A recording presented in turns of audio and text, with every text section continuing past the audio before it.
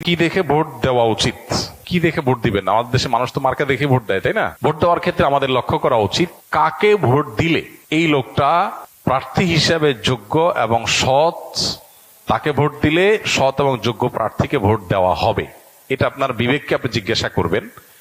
আপনি যদি সঠিকটা উদ্ধার করার চেষ্টা করেন, এরপর দেখলেন যে না, আপনি আসলে যেটাকে সঠিক মনে করছেন এটা সঠিক হয় নাই, লোকটা রাইট পারসন না, তাহলে আল্লাহর কাছে আপনার দায় নাই। কিন্তু আপনার চেষ্টা করতে হবে যে যে কয়জন আছে এর মধ্যে সবচেয়ে ভালো যোগ্য মানুষটাকে, সে জিতবে কি জিতবে না এটা আপনার দেখার বিষয় না।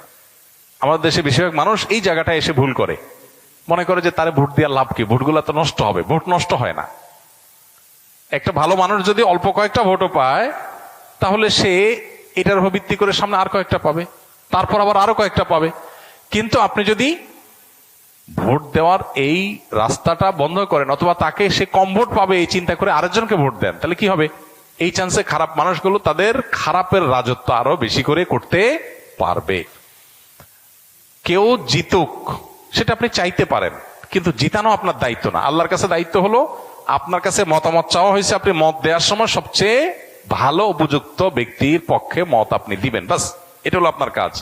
যে লোককে ভোট দিলে আপনার ইমান, আমল, ইসলামের স্বার্থ, মুসলিম উম্মার স্বার্থ সংরক্ষিত হবে, আপনি বিশ্বাস করেন। যাকে ভোট দিলে দেশের সার্বিক উন্নতি হবে, চুরি ডাকাতি হবে না, দুর্নীতি 2 নম্বরই হবে না, যে কারণে আমাদের দেশ পিছিয়ে আছে, পৃথিবীর বহু দেশের তলানিতে আমরা পড়ে আছি। যাকে ভোট দিলে আমরা সেখান থেকে উঠার রাস্তা পাবো, তাকে আপনাকে ভোট দিতে হবে। এক্ষেত্রে বায়াসনেসের ঊর্ধ্বে উঠা, এই ক্ষেত্রে আপনার গোষ্ঠীগত, বংশগত, পরিচয়গত, এই সমস্ত বিষয়গুলোর ঊর্ধ্বে উঠা, সামান্য একটু স্বার্থের জন্য, একটু টাকা পয়সার লোভে আমরা আজকাল অনেক সময় ভোট দিয়ে দিই, সেটা যেন না হয়। আল্লাহর কাছে অনেক বড় একটা জবাবদিহিতার জায়গা। নবীজি বলেছেন, ইযা উসিদাল আমরু ইলা গায়রি আহলিহি ফান্তাজিরিস সাআ।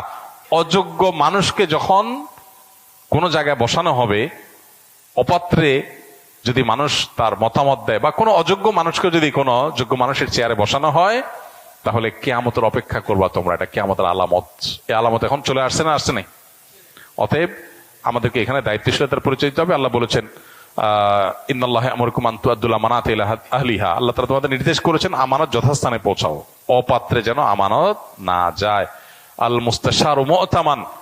একজন মানুষ তার মতামত চাওয়া হলে, পরামর্শ চাওয়া হলে, তখন সে আমানতদার হয়ে যায়, তার কাছে এটা আমানত হয়ে যায়। অনেক বড় একটা ব্যাপার। আমানতের খেয়ানত করলে এর ভয়াবহতা অনেক বেশি, এবং যত অপকর্মের দায় আপনাকে নিতে হবে, বিশেষ করে এই সুযোগ পেয়ে যত অপকর্ম সে করেছে, যদি আপনার ধারণা থাকে যে সে এই টাইপের কাজ করতে পারে, তাহলে সৎ মানুষ, নেককার মানুষ, দিন, উম্মাহ, ইসলাম এবং দেশের সার্বিক কল্যাণ বিবেচনা আপনাকে করতেই হবে। আমি যাকে